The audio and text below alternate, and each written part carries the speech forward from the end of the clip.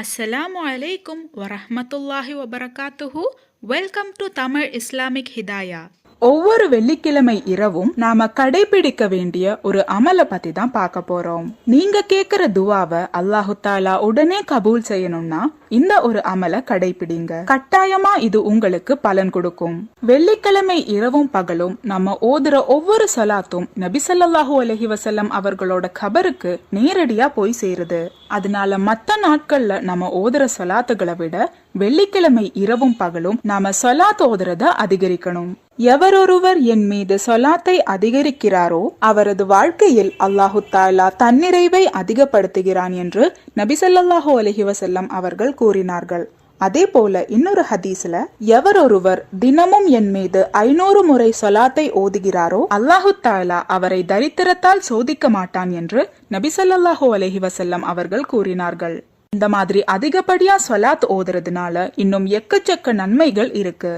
எவரொருவர் இந்த சொலாத்தை வெள்ளிக்கிழமை இரவு 1000 முறை ஓதி தனது தேவையை அல்லாவிடம் கேட்கிறானோ அவரது அந்த தேவையை அல்லாஹு தாலா நிச்சயமாக கபூல் செய்வான் என்று ஹசீரத்துல் அஸ்ரார் என்கின்ற கிதாபுல பதிவு செய்யப்பட்டிருக்கு.